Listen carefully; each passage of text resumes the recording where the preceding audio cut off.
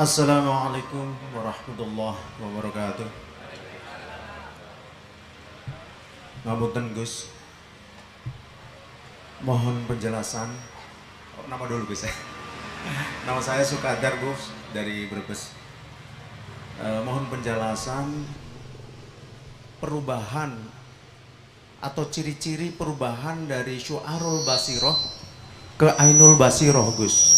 Ngoten nggih. Karena di saat itu kan memang kondisi benar-benar tenang, sudah damai dan sebagainya, fly. Lah terus apa yang harus kami lakukan? Apakah ngalir gitu aja apa kata Allah atau bagaimana Gus? Gitu ya. Matur nuwun. Ye. Assalamualaikum warahmatullahi wabarakatuh. Waalaikumsalam warahmatullahi wabarakatuh. Di dalam dzikir sirul asrar yang muncul dari kalimat tauhid la ilaha illa anta subhanaka inni kuntu minadz-dzalimin, subhanaka inni kuntu minadz-dzalimin, dalam surat Al-Anbiya ayat 78 itu memunculkan 3 pintu.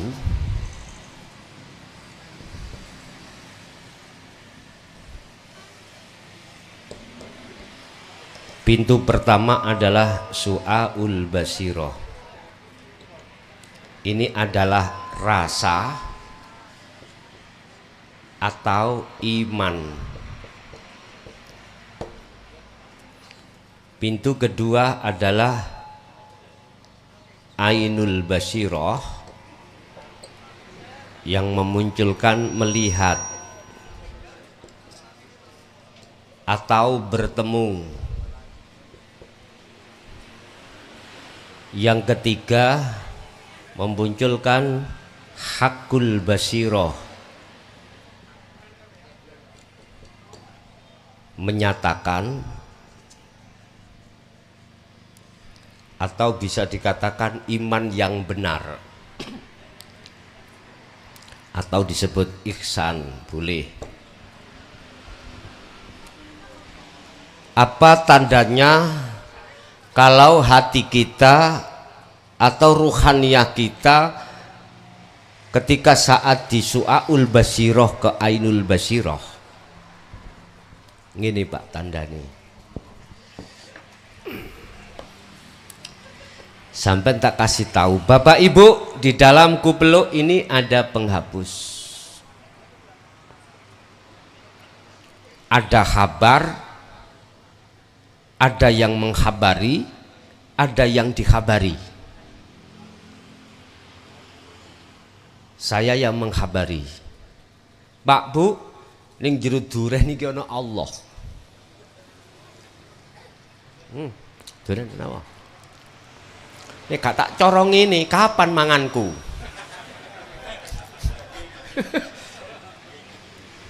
Ya? Ya dimaklumi mawon.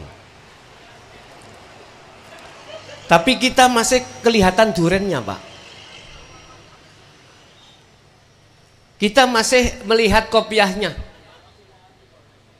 Gak pernah bisa melihat penghapusnya.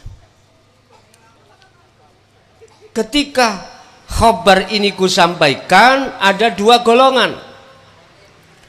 Wa minhum man hadallah. Golongan kecil minoritas percaya. Ini golongan yang mau menerima hidayah dari Allah. Ketika Rasulullah Mi'raj, Isra Mi'raj hanya ditempuh hanya 1 malam, selain orang mukmin gak percaya, mana mungkin dalam waktu 1 malam dilakukan perjalanan yang perjalanan ini secara akal itu bisa ditempuh sampai pada berapa tahun gitu loh. Oh nggak mungkin, Muhammad itu ngada-ngada. Wis krungu Muhammad itu sudah kehabisan pil, gendeng maneh, pilih habis. Itu orang-orang kafir pada saat itu. Gak percaya Pak, karena gak logis. Makanya saya kalau bicara Allah jangan kau terima akal. Akal sebagai sanepan aja, terimalah dengan iman. Kalau kita menerimanya iman, sejak kapan Gusti Allah itu gak berkuasa, gak bisa menguasai bahwasanya anaknya lonte bisa jadi wali? Ayo. Cuman kita ajalah yang membuat macam-macam hukum yang di luar hukum Allah yang disebut melampaui batas. Sejak kapan Gusti Allah iku kuasa nguasai hanya terhadap Nabiullah Muhammad saja? Apa Allahnya dulu dengan saya dengan sekarang nggak sama? Mohon maaf Pak, ada Pak iman yang mengatakan gini, aku nggak pernah belajar ya tentang ilmu dinul haq ini, ilmu makrifat, ujuk-ujuk makrifat. Terus dia omong, aku kalau sing melajari langsung Allah. Diceritake menyang orang-orang ahli kitab, nggak akan percaya. Gurumu iku iblis, gurumu iku jin, mesti gitu. Nek langsung Allah iku adalah para nabi dan rasul. Nek kita enggak. Ada hujah? Ada. Dari apa hujahnya? Ijma' qiyas? Mohon maaf Pak, sekarang saya memakai hanya satu dalil aja. Innallaha ala kulli syai'in qadir. Sesungguhnya Allah itu kuasa atas segala-galanya. Artinya entah iku miturut bisa diterima cara hukum atau tidak, hukum manusiawiyah atau tidak melihat itu tentang kekuasaan Allah. Akal atau tidak, Allah tidak melihat itu. Pokoknya Gusti Allah iku kuasa atas segala apapun, termasuk memilih hambanya yang nasabnya adalah anak nakal, orang tuanya adalah wanita nakal, bisa dan mampu, dan Allah kuasa. Iya, karena memang iman kita ketika di syariah terbatas Pak, terbatas. Kita imannya tidak hanya pada Allah, justru pada Allah yang tidak sebenarnya. Itu tadi saya beriman pada duren. Loh, ini semuanya terjadi pada diri kita pada saat dulu. Yes. Saya kabari Allah wujude iku ya huwal awwalu wal akhiru wad dhahiru wal batin. Di awal dan di akhir setiap acara apapun iku yang berkuasa Allah. Oke. Di dalam dan di luar. Contoh yang di depan saya ini adalah duren. Kuwi nek pengin ruh wujude Allah ning jeromu lan ning jabamu, ning jerone duren ya jerone jaba, dalam dan luarnya tuh duren. Golongan setitik iku menerima hidayah, tapi wa minhum man haqqat minadh dhalalah. Mayoritas golongan itu bersikukuh imannya itu terhadap duren. Ini kok jari ini rasa iki teko Allah, jelas duren. Pun gontok-gontokan Pak. Coba sih kalau awakmu gak makan duren ada rasa gurih, berarti gak paham.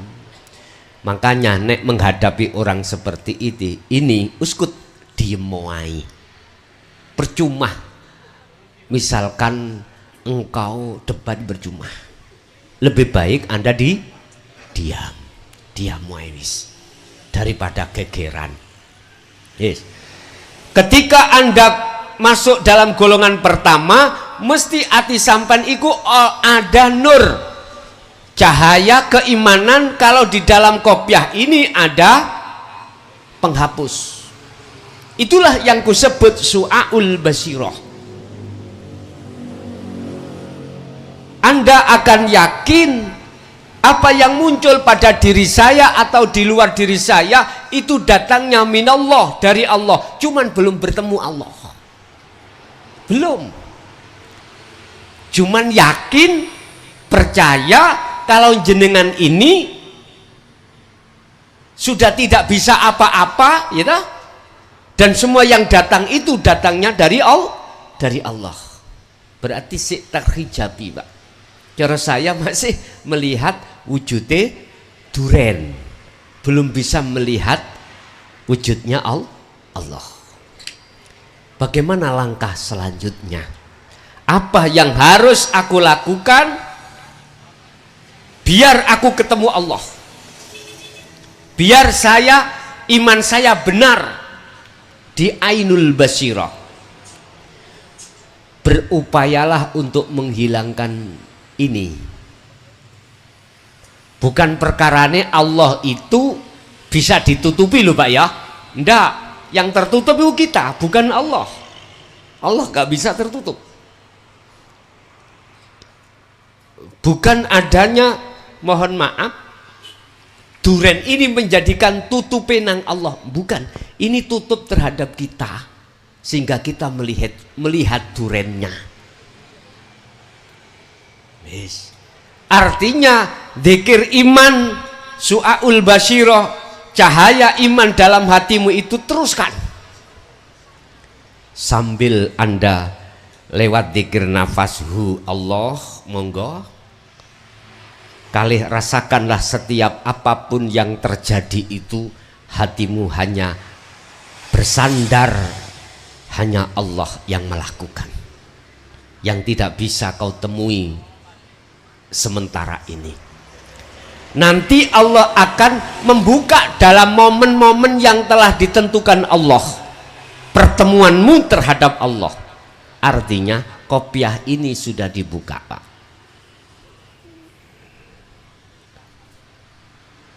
Hilang.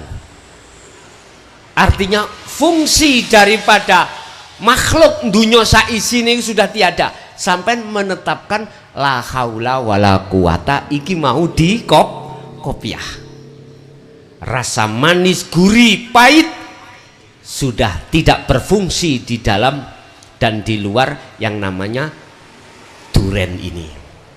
Jadi duren yang tadinya memunculkan rasa manis dan lain sebagainya itu sudah tidak berfungsi, sudah fana di dalam hati sampai ini, sudah fana. Kalau di mata dohir ya si wujud, tapi ning mata batin sudah gak wujud. Itulah imanul haq yang disebut ainul basirah, bertemu, melihat. Berarti jiwa atau ruh itu nanti kemana? Fana. Nama jiwa itu fana. Setelah jiwa itu fana, maka di situ dikinayahno atau dimajasno wujudnya Allah adalah wujudnya ruh. Ya ayyatuhan nafsul mutmainnah, wahai jiwa yang damai. Dikatakan damai karena irji'i ila rabbik, dia kembali kepada Tuhannya, akhirnya disebut ruh. Fadkhuli fi ibadi wadkhuli jannati, posisinya itu didominasi kalimatnya ruh. Artinya di situ nama ruh tidak ada, nama mata untuk melihat juga tidak ada, nama Allah sudah tidak berlaku dan tidak ada. Nama apa? Sesuatu yang kau tidak bisa kau namai. Kasih nama apa ini? Kau serupakan nama apa? Gak bisa. Laisa kamislihi sayun. Seperti itu. Tandanya hati sampean iku sudah tidak ada keakuan Anda. Yang ada adalah keakuanku Allah. Itulah yang disebut hakul basirah. Kata Rasul, anta budallaha ka'annaka tarah. Disebut ihsan, makrifat itu adalah Ketika Anda menyembah seakan-akan kau bisa melihat, iki bahasa seakan-akan. Artinya yang bisa melihat Allah adalah Allah sendiri. Lah makhluk, nama ruh, nama jiwa, macam-macam mana, fana semuanya. Sebab selain Allah itu hakikatnya la haula wala quwata, hakikatnya sifatnya adalah tidak wujud. Lah niki kok wujud? Wujudnya sebab diwujudkan yang wujud yaitu Allah. Bila mana kau ingin tahu nyatanya yang wujud, kembalilah kau ke asalmu. Asalmu tidak wujud, kau harus kembali tidak wujud. Artinya senajano seperti kita itu wujudnya itu diwujudnya oleh wujud seakan-akan wujud, yojo rumongso kuwi iku wujud. Ketika Anda iman sudah tidak merasa wujud, maka nyatalah yang wujud itu. Apa mungkin sing gak wujud iso ndelok sing wujud? Gak bisa. Yang melihat yang wujud itu adalah yang wujud sendiri. Makanya teman-teman saya yang pernah menjalankan suluk atau micil ya di ilmu sejati itu, ketika jenengan iki meditasi, kau bertemu dirimu sendiri. Lah gitu toh. Lah itu sebetulnya tanda yang punya arti, yang memiliki arti, yang bisa melihat Allah adalah Allah sendiri. Ikut di alam mukasyafah. Sekarang di alam mukhadoroh kita ngilu ning kaca, Pak. Kelihat wajah sampean apa wajahi garwa sampean? Ya jelas melihat wajah sendiri. Iku maksudnya yang bisa melihat aku, iku aku sendiri. Aku siapa? Aku Allah. Ngoten lho maksudnya. Jadi Pak, tandanya kalau kita sudah diletakkan di Ainul Basirah, dalam diri kita sudah tidak pernah ada keakuan diri kita yang segala-galanya. Justru sebaliknya, dalam hati sampean yang terjadi keakuannya Allah. Kalau sudah sampai di sini, apa langkah selanjutnya Anda? Fastaqomu, rapatkan barisanmu, rapatkan istiqomahmu dalam hal zikir tersebut. Kalau belum sampai di situ, maka teruskan su'aul basirahmu, rasa iman hanya pada Allah di setiap sikon apapun, jalankan rasa iman hanya Allah yang berperan ini, hanya ini. Gak usah ngucap Allah gak apa-apa, gak usah ngucap Allah gak apa-apa, gak usah ngucap urip gak apa-apa, gak usah maca bahasa gak apa, cuman merasakan. Apa sih rasa iman? Biasanya orang thariqah harus didorong dengan dzikir khafi, yaitu hati mengucapkan Allah, Allah, begitu Pak. Nggak apa-apa. Sing penting kuncinya jenengan iki bisa usul di su'aul basirah itu. Oke.